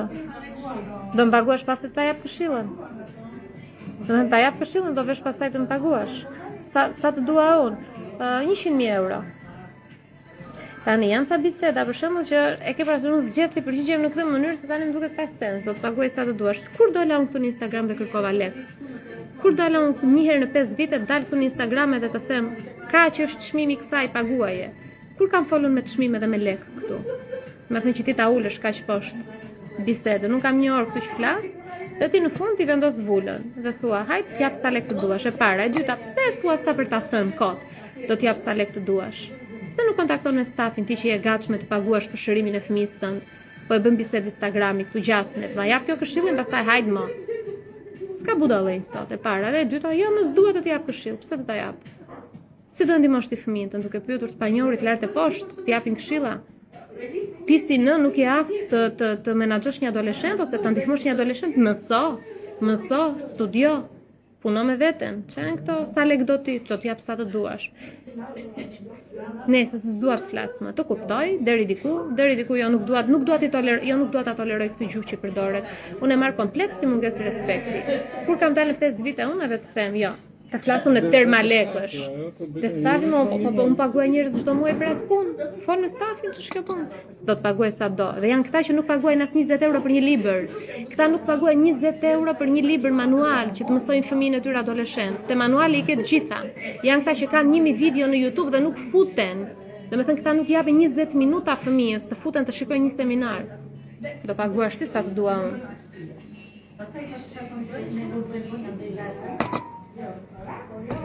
Ta kisha mbajtur unë biznesin me këta njerëz që paguajnë sa të dua unë, kisha filluar 2-3 punë tani. Varja, e lëm këtë muhabet. Unë do flas hapur, kështu që për lek për çdo gjë. Kështu jam unë, mos se vrisni mendjen fare. Çdo gjë është e hapur, unë të jap kohën tim, energjinë tim, profesionalizmin tim, diplomat shkencore, të gjitha këto, eksperiencën e jetës, ti do paguash diçka. Këtu në Instagram e kam thënë dhe do ta them, nuk më detyroni asnjë gjë, zero, se bëj unë live, asnjë gjë s'më detyrohesh. Merre këtë që të jap në live, merre këtë që të jap te grupi WhatsAppit, e ke 100% nga unë, s'më detyrohesh asgjë. Ama të vish te trajnimet e mia, që kam lodh trut në 12 të natës, se sot do e postoj një video të bukur, se kur i regjistroja unë trajnimet në 12 të natës, vija vajzën e gjumë, shkoja nga shtëpia te Zyra, kisha 2 minuta larg, ishin 2 pallate kështu paralel, dhe regjistroja trajnimet. Të prishun gjumin për ty? Jo, më për asnjë. Jo, se cili të mësohet, aty paguaj kur do të punosh me veten. A paguan për leckat ti? A i blen djalit atlete, bluza që të ndihet mirë të shokët? Jo, më hec paguaj aty për zhvillimin e fëmijës. Lëri thonjt mos i bëj, lëri leckat mos i bli. Bli një libër, ndihmo fëmijën, i formohu ti si nën.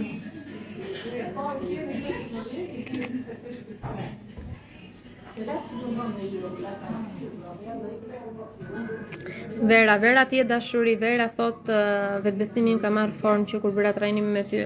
Ti ke edhe një nga vlerësimet më të fuqishme për atë trajnim, edhe me që era fjala do ta ripostoj, sepse ke qenë një frymëzim aq i bukur, ajo forca jote të shikimi që të lotonin syt, edhe ajo fuqia e zërit që ti ja kishe dalë është frymëzim për shumë gra, sepse të gjithë njerëzit që na ndjekin mendojnë që mos e bën trajnimin, nuk e kanë iden çfarë super njerëzish dalin nga ai trajnim. Afërsisht siç jam unë. Po secili në atë misionin e tij, kaq të fuqishëm dalin, se e kupton që nuk ka rëndësi çfarë do mendoni ju për mua, apo çfarë do mendoj tavolina aty ngjitur për mua, apo ai aty në rrugë. Unë jam unë. Brendësinë time e di unë, çka kam kaluar i di unë. Asnjë nuk e di çka ke kaluar ti, asnjë nuk ta di shpirtin, asnjë nuk e di luftën që ke bërë ti në heshtje, sa lot ke fshirë ti në heshtje vetëm, askush nuk ti di ëndrat. Për më tepër ne kuptojmë që lejohet çdo gjë për sa kohë si bëjmë keq askujt, po më të krijosh pasuri, të kesh shtëpinë luks, të kesh makinë luks, çfarë të duash ti? Të kesh një standard të lartë jetese, lejohen të gjitha. E di që ngacmoj shumë demone dhe shumë bllokime të brendshme tani, si e thot kjo live, si më të gjitha lejohen. Nuk kam ardhur këtë jetoj se zvarranike, i krijoj me mundim, me energji të pastër, me dashuri për njerëzit, për natyrën, për kafshët, pa dëmtuar një mizë, jo një njeri, vetëm mirë bëj, patjetër që i meritoj. Po si meritova unë kush do i meritoj? Këtë bisedë duhet ta bësh ti me veten. Çdo ditë të punojmë, ta përmirësojmë veten, ta sakrifikojmë atë një orë gjumë në mëngjes që të punojmë, të mësojmë, të studiojmë, të bëjmë fitness, kemi një trup të shëndetshëm, një mendje të bukur, një shpirt të shndritshëm, të jemi një dritë dhe jo një rezez, dhe çdo gjë e meritojmë. Çdo gjë, po sa meritova unë kush do e meritoj. Kaq, i vendosim vulën. Kështu që këtu flasim hapur për lek, për marrëdhënie, për çdo gjë më hapur, pse duhet të rrim se skuta. Dhe është një lloj si të themi që se e mos e mbathje se. Kemi veshur të gjithë mbathje. Të gjithë i veshim. Të flasim si ama sikur si kemi veshur. Kjo është e vërteta jote, s'do të kesh parati, s'do të kesh një shtëpi të bukur, s'do të kesh sukses. Të gjithë duan, edhe mendimtarët më të mëdhenj, edhe mentorët që bëjnë universi e kështu edhe ata që i bien kraharorit 20 herë, të gjithë duan këto. Jemi njerëz, të gjithë duam. Ç'është arsia arrim me integritet, me dinjitet, me njerëzillëk, apo ja arrim si skutha, si të babzitur. Flasim hapur tani, kështu që Teuta u shkri, o Teuta. Po çfarë tani do themi, të fshihemi kot, të bëjmë sikur s'kemi. Do kisha shumë dëshirë të vi të trajnimet tua, apo të nga Kosova. Atëherë do kisha shumë dëshirë që të vite trajnimet e tua, por jam nga Kosova. Trajnimet që unë bëj mund të ndjekësh nga çdo vend i botës. Trajnimet që unë bëj mund të ndjekësh nga rehatia e shtëpisë tënde. E kam thënë dhe do ta them, unë trajnimet i kam bërë dhe kur isha në Austri, kam bërë dhe kur isha në Spanjë, kam bërë dhe kur isha me pushime që e rastisëm në Itali, në shtetet ndryshme. Se mbajmë atëherë bëjmë një tur kështu me makinë një avresht, edhe i kam bërë nga Italia, i kam bërë nga çdo vend. Kështu që pa problem, sepse trajnimet i ndjek nga çdo vend i botës. Nuk është e thënë të vish nga afër. Unë akoma nuk kam ofruar trajnimin nga afër.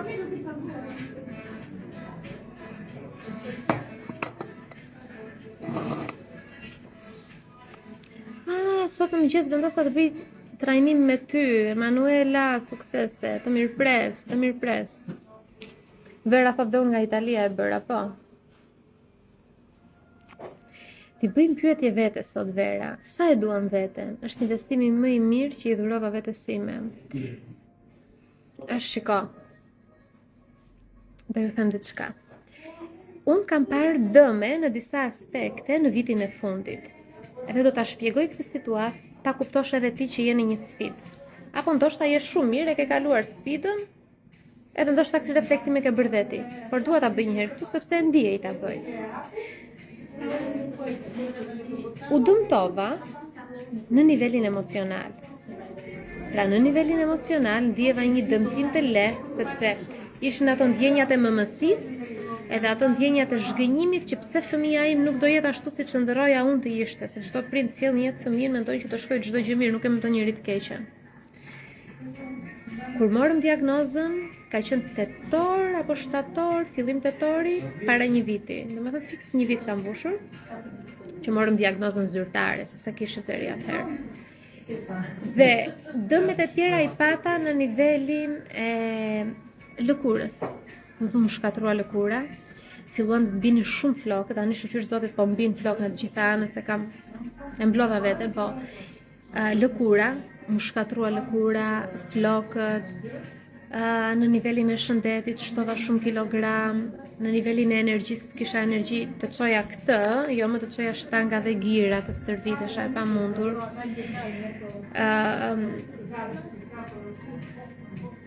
Në nivelin e marrëdhënieve, me Edin kaluam shumë kriza të mëdhaja. Ishte vetëm një aspekt i caktuar ku unë nuk pata dëme.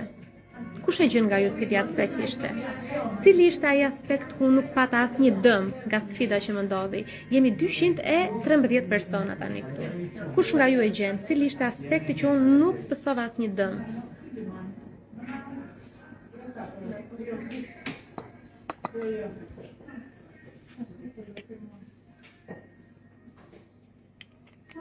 Dhe ndysh e thot shpirti. Shpirti asnjëherë nuk ka dëme. Shpirti evolon. Flasim për këto nivelet e tjera që janë poshtë shpirtit. Shpirti asnjëherë nuk ka dëme. Forca, besimit e vetja, vetbesimi, po thot dikush, jo, dhe vetbesimi pata shumë dëme, e humba plotësisht besimit e vetja. Absolutisht besimit e vetja e humba, vullnetin e humba, disiplinën e humba. Një aspekt ishte që nuk më cënua as pak. Domethënë që isha komplet kështu në kontroll. Përderisa u riktheva prap këtu. Bravo. Mos haro aspekti mendor ndoshta, aspekti mendor. Ishin ato ndjenjat e fajit, ndjenjat e mëmësisë, ajo ndjenja që ti vërtet mban në zi për fëmijën që s'do e kesh ndonjëherë. Sepse ti kishe krijuar një imazh për fëmijën që do kishe, dhe papritur vjen një profesionist dhe thotë fëmia yt ka autizëm, s'do jetë kurrë ashtu, po do jetë kështu. Dhe ti mban në zi dhe e lejon të largohet ai imazhi i fëmijës që ti kishe krijuar në mendje për fëmijën tënd. Dhe ishin ndjenjat, po niveli mendor? No way. Edhe biznesi pati lëkundje, patjetër, se të gjitha biznes, çdo gjë, ajo është zinxhir. Por ishte niveli mendor, sepse të gjitha këto lëkundje që unë përjetova dhe dëme për shumë njerëz do i kishin groposur. Por unë nuk lejova që të groposte gjithë kjo që unë kisha perandoria që unë ndërtova. Biznesi u rikthye më i fortë se kurrë, marrëdhënia me Edin më e fortë se kurrë, mëmësia për asnjë moment nuk u cënua 3 herë që i kam bërtit shumë vajzës, vetëm ato 3 herë që reflektova. Domethënë nuk kam lejuar unë që ngarkesa ime të vejte vajzë, absolutisht ato 3 herë dhe ishte too much edhe aq, po prapë fala veten. Niveli mendor. 5 vite e rresht, punova me mendje dhe në vitin e 5 urdhëron tha universi një sfidë të tillë, fëmia yt është me autizëm, gjithë jetën do jetë me autizëm. Trurim në ato momente thoshte, më mirë. Dhe unë habitesha me tremte vetja ime. E më mirë, po thoja, po si? Po si mund të them unë e më mirë? Kur fëmia filloja qaja, pastaj do të thënë trurimi ishte pozitiv, mundohesha unë nga ana tjetër t'i fusja këtë negativitetin. Pastaj kuptova që një sekond do kaloj çdo gjë. Të gjithë autizmin e shikojnë në këtë lloj mënyre. Ti shikoje ndryshe, aty e kuptova fuqinë e mendjes, prandaj çdo njeri duhet të ketë një mendje të hekur, sepse ne nuk e dim çfarë na sjell jeta para. Duhet ta kemi në kontroll mendjen tonë. Duhet ta kemi aleat të na këshilloj pozitivisht në mënyrë optimiste, sepse sfida erdhi, po si do e mbaja unë? Si do e mbaja unë? E thash një batanie të mbulohesha dhe të qaja gjithë jetën, apo shkallë që të ngjitesha? Unë gjita, nuk më dënja shumë aty poshtë, unë gjita. Dhe po ngjitem akoma, jam në ngjitje sipër në të gjitha aspektet. Shqyr Zotit lëkura më normalizua, sepse si kisha parë, nuk e kisha pas ndonjëherë aq keq lëkurën time.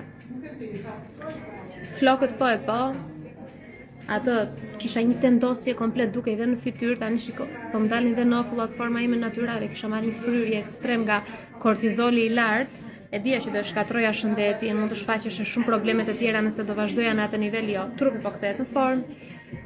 Lëkura, çdo gjë jashtë, po mbi të gjitha jam paqe shpirtërore, emocionet janë të balancuara dhe po kthem në atë fuqinë time që të udhëheq edhe të tjerët në këtë rrugë që unë e kam bërë, sepse të bësh rrugën e autizmit është sfiduese, po ta bësh si një mentore, ma besoni, është e paimagjinueshme. Ta bësh si një mentore është e paimagjinueshme. Sepse ajo që mua më ka rënduar më shumë, ndava vetë video e YouTube-it, ju ftoj ta shikoni, ishte fakti ta ndaj apo mos ta ndaj me njerëzit.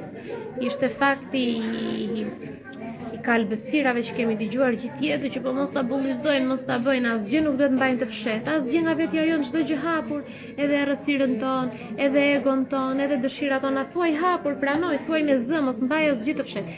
Vetëm ëndrat dhe planet e tua ato mbaj të fshehta. Ëndrat dhe planet për të ardhmen. Pastaj këto kalbësirat hapin zirri hapur, sepse kur ti nxjerr hapur nuk kanë ku të godasin më, askush. As energjia e errët dhe as njerëzit aty jashtë. Kam folë shumë bukur sot edhe shumë gjëra me zemër, por që zgjimi herët e ke parasysh në lodh pak. Sepse jo, është dhe trajnimi, është lloji trajnimit që po bëj tani. Jam afër provimit avash avash, kam edhe 5 leksione para se t'ja provimin. Edhe është neuroshkencë.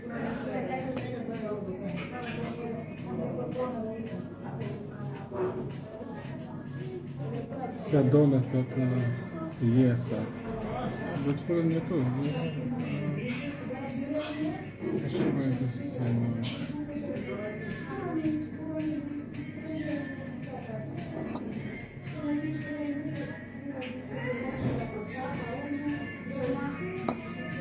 se përgota kjo. Ma lexo zemër. Ti edhe në jetën e çdo nëne të sfiduar si respektimi vetes dhe emër çdo ndjesie që kemi brenda. E dija më shumë për nënat e bëra këtë për prindrit, po për nënat e bëra më shumë. Sepse thash po u fshe edhe ti o Jona, që ti dihet që thelbi yt dhe esenca jote, veçantia jote është që ti je vetvetja, po u fshe edhe ti. Ec tash aty jepi drejtim, dil si vetvetja.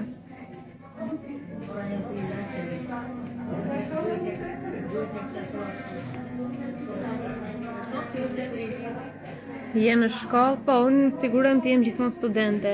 Pra nëse do jetë 1% jetë saktuar që kur do jem mentore dhe do kem studentët e mi dhe kur do jem studente dhe do kem mentorin tim, sigurojmë që të jetë 60 ky raporti 40. 60% dua të jem studente, 40% dua të jem mentore. Këtë gjë ma ka kërkuar gjithmonë shpirti, vazhdimisht. Edhe po jam studente.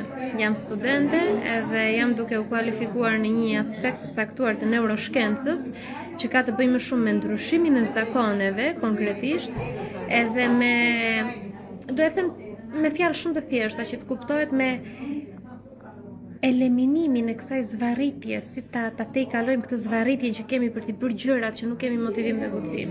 Jam duke marrë diplomën, ky është një ndër kualifikimet e shumta që kam në neuroshkencë, sepse shkenca gjithmonë ka zgjuar diçka te unë që kur isha e vogël mbaj mend, por që Është pak e vështirë në fakt, them drejtën, sepse është anglishtja, është një terminologji akademike që më duhet të përkthej shumë terma që s'është i kuptoj mirë dhe më merr shumë kohë që në mëngjes herë dhe lodhem pak në mëngjes deri diku. Kështu që jam shumë afër provimit final, do më duhet kohë të studioj, por që e di që doja dal. Sa fundja nuk është se kam ndonjë hall të madh, më bëj thjesht se dua, se s'm ka vënë njeri armën te koka, jepi, bëje provimin, me qetësi.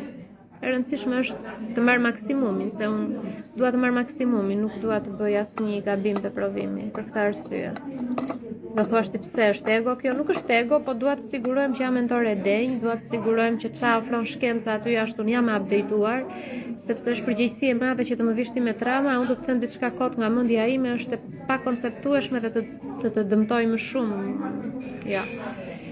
Jo, do të them, më kujtohet një shprehje dhe dua ta shoqëroj me këtë shprehje. Para ca vitesh, kur erdhën prindërit e mi që u kthyen nga Anglia, edhe morën një sopë druri të lezetshme për aty në fshat. Dhe mori një sopë druri të re, edhe ishte tubi që e kthente tymin brenda dhe shkon babi i shkreti merr një nga ato që rrotullohen. Po nuk e dinte që ajo bënte zhurmë, që rrotullohen, del tymi diçka e tillë. Më vendosi, erdhëm ne nga Tirana, ulëm në anë sopës, bënte një zhurmë ajo. Ç'është është kjo më bajte, më ç'është është kjo? Lëre mos e pyet tha, e bleva belan me lek. Sa ka qeshur. Dhe me thënë, telashin e bleva vetë me lek. Edhe është një lloj të vishtin trajnimet e mia. Dhe unë mos jem e kualifikuar, unë do të bëj më shumë keq, i bie që ti ta blesh telashin me lek të më paguash, edhe unë të të dëmtoj. Kështu që për këtë arsye dua t'i marr pikët maksimale. E kështu që thatë ju... Ha? Si thua, po përtojnë qik për palestër, apo kush pyet? Sa është ora? 11:00, ha? Qojmë i thua, apo e lëm për sot palestrën? A më pe? Më pe, ha? Dhe të provokoj, ha? Pash punik, mund të lësh, edhe për ta kesh me realia, sepse e lëshë një palestra mos vazhën e tjetër.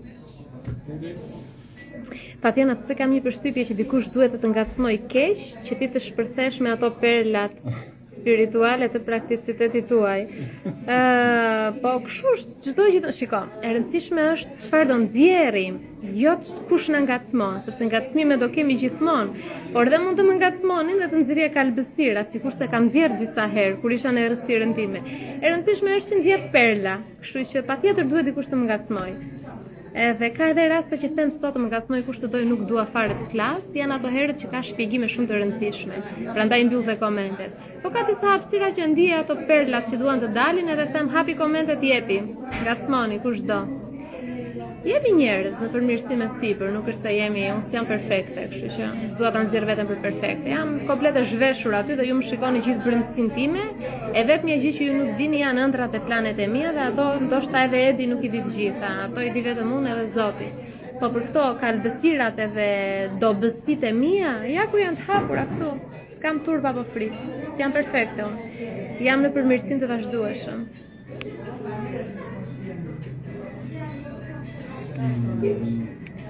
Jona më fal për pyetjen, ti si mendon për vaksinat e fëmijët, duhen bërë apo jo? Çdo prind e bën vetë zgjedhjen për fëmijën e vet, por nëse më jep një mendim do të isha shumë mirënjohëse. Kjo është një çështje shumë delikate, edhe unë si profesioniste si specialiste në shëndetin publik, që unë jam personi kryesor që duhet i promovoj vaksinat. Pra profesioni im është ky, që unë punoj në këtë fushën e vaksinave, supozohet. Edhe jam ajo që e di shumë mirë se çfarë roli luajnë vaksinat, sidomos disa vaksina specifike, në sëmundje të caktuara që kanë ndikuar drejt për drejt në rritjen e jetëgjatësisë, nuk mund të flas. Sepse të thuash vaksinë është një terminologji shumë si ta shpjegoj, është një çështje që ka shumë xhepa që do duhet i mbushim me informacione shtesë. Nuk mund të them unë po apo jo. Por duke marrë parasysh që gjithmonë kam qenë e vërtet me veten time, edhe këtë herë nuk dua të shtirem, edhe pse jam live dhe jam ekspozuar në qindra mijëra njerëz, vaksinën MMR unë nuk e sugjeroj. Shtyje sa më shumë që të jetë e mundur, nëse ke mundësi mos ta bësh fare, mos e bëj. Sepse ajo është vaksina që ne na dëmtoi. Këtë do e them, kjo është e vërteta ime dhe nuk mundem unë që të gënjej apo të shtirem. Por ju lutem, është çdo gjë në dorën tuaj, punoni me intuitën, ti si nën duhet ta ndihesh, fol me profesionistët e duhur, edhe mos bëj gabimet që bëm ne. Kaq tema e vaksinave, por mund të ndjekësh një seminar që kam bërë në YouTube për autizmin dhe aty do kuptosh pak më shumë.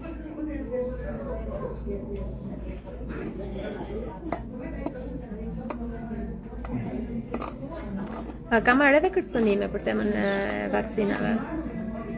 Edhe kam marrë edhe shumë gjykime nga kolegët e mi, specialistët e shëndetit publik, se ne vdesim për këto termat, për titujt.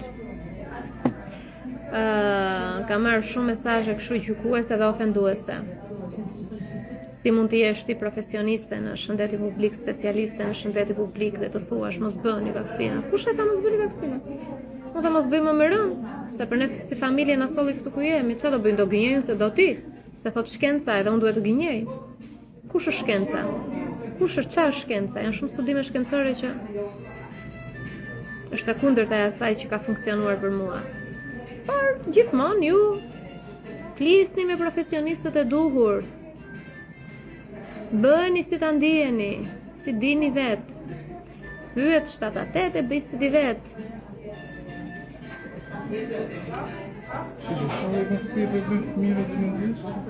Zemër, kaq për vaksinat nuk dua të lexoj më asnjë gjë për vaksinat.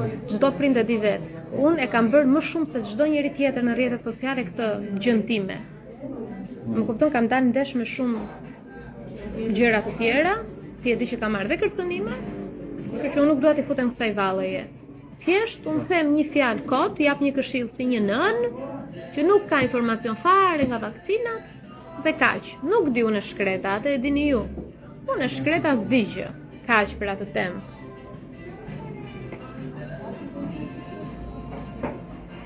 O Vera, të dërgoj shumë dashuri.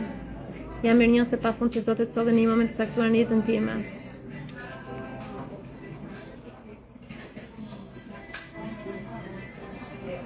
Të dërgoj shumë dashuri.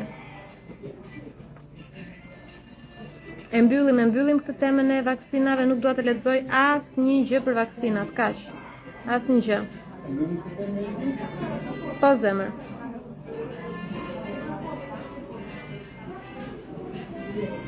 Teuta, koha e kaluar me ty është shumë e bukur dhe e shijoj sepse mësojmë dhe dëgjojmë, lexojmë gjëra të veçanta dhe me vlerë. Teuta, faleminderit që je këtu dhe faleminderit për vlerësimin.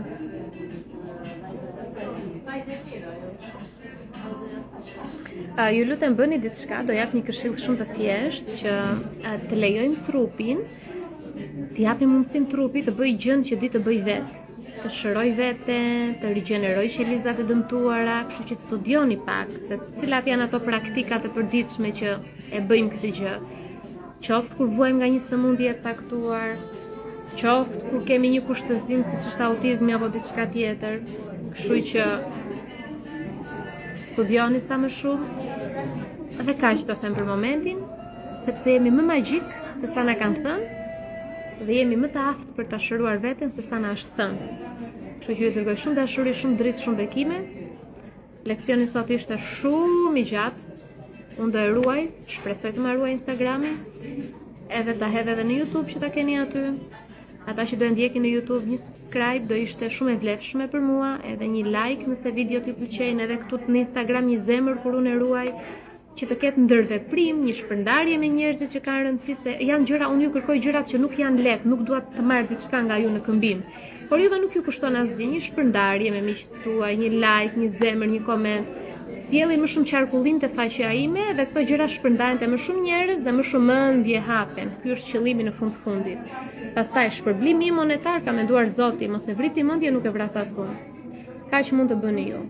E mbylli me shumë dashuri te grupi WhatsAppit. Në qetësinë time sot do postoj ato 3 elementet kryesor që zgjojnë më shumë ato bllokimet emocionale, shpërthimet emocionale te ne.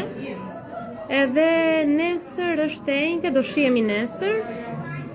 Pastaj do jem në lëvizje, do jem rrugëve, nuk e di të premte nuk kam mundësi apo jo, kam shumë takime në Tiranë, por do ju them. Nesër e sigurt që do shihemi live. Mirë. Kalofshi sa më mirë. Edhe jam shumë e lumtur që ka shumë djem që më ndjekin këtu.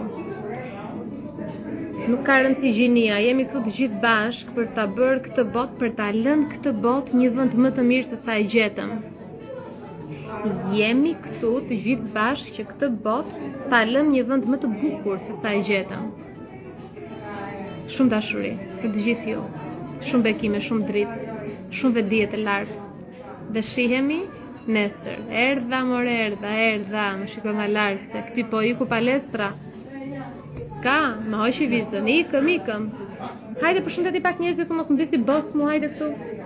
Hajde përshëndeti njëri, ikim, hajde këtu. Përshëndetje të gjithëve. Po do themi mirupafshim, pra se do ikim.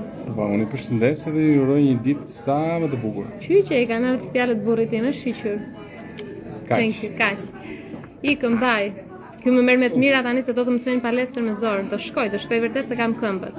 45 minuta i heq qafe, pam. Edhe ndoshta ju përshëndes në një video nga palestra. Video mbi peshë, 15 kg mbi peshë, ndryshojmë jetën tonë, që të dali Ari me shokët të thonë, a është shëndoshur apo më bëjnë sytë? Po le po luftojnë, ku të heqin 5 kg dhe janë, ti po më thua shëndoshur, po normal që jam shëndoshur.